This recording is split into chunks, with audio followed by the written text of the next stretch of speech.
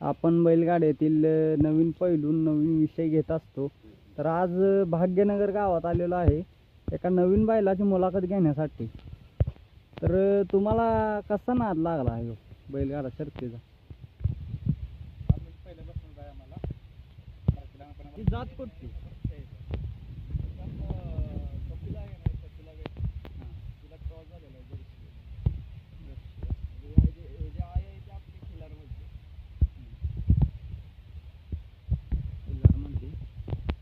अजून काय सांगू शकता ह्याच्याविषयी?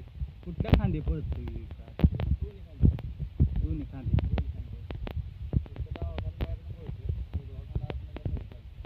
कुठल्या कुठल्या बैला संघ पळवाय आता बाजरी?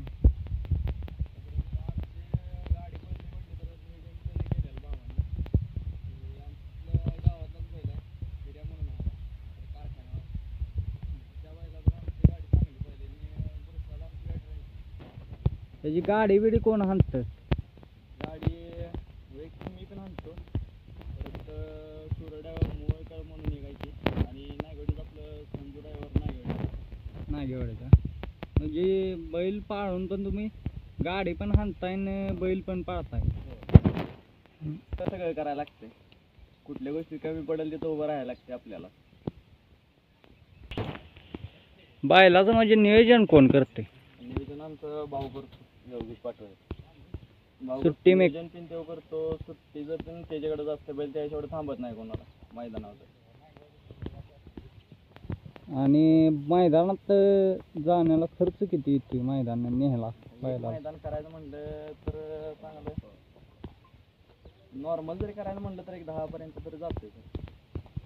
पायऱ्यात कसली आपली मोठी बैल घालताय का आपलं नाही बारकी? सारखीच बैल घालतो. बारकी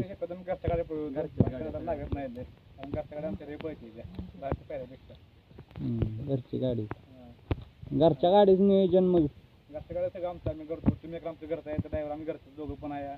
धरणार सगळं आमचं म्हणजे नियोजन सगळे आमची घरचं तयार केलं आहे आम्ही सगळा साथ. तुम्ही एक धरण्यापासून पडण्यापर्यंत सगळा साथ घरचा आहे आपला. बैलाचं शरीर वैशिष्ट्य काय? बैला शरीर वैशिष्ट्य म्हणजे दिसताना आपला पारा बिरा माणसाला ना तर सगळा खिल्लार सगळा खिल्लारच पूर्ण.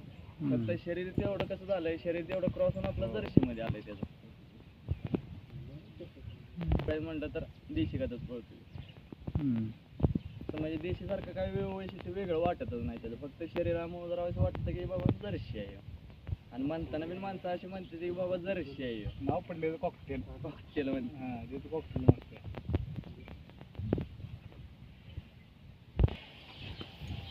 बैल लय दिवस झालं मैदानात दिसत नाही, त्याचं कारण काय सांगतात? बैल जरा आजार होता थोडा मध्यंतरी काळात. पहिला स्टार्ट पण जरा खराब होतं. बैलांना बाहेर पण काढला नाही. पहिलं तसं व्यायामी चालू आहे. म्हणजे आता थोडा हाय जरा नियोजन चाललंय पहिला चांगलं करायचं.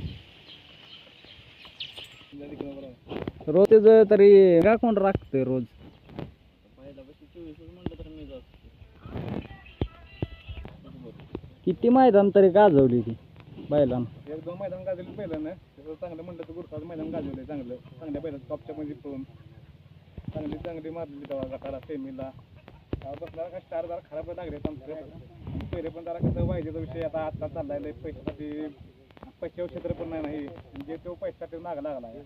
जेव्हा आपण पहिला एखादा फोन केला तर ते म्हणतो व्हायचे द्या तुमचा पोहोचला नाही. त्यासाठी बैल जरा अंधारात राहिला आहे. बाकी दिवशी बैल आता जरी बैल बाहेर काढला तरी बैल कमी पडणार नाही. आपली एवढी गॅरंटी आहे बैलाची.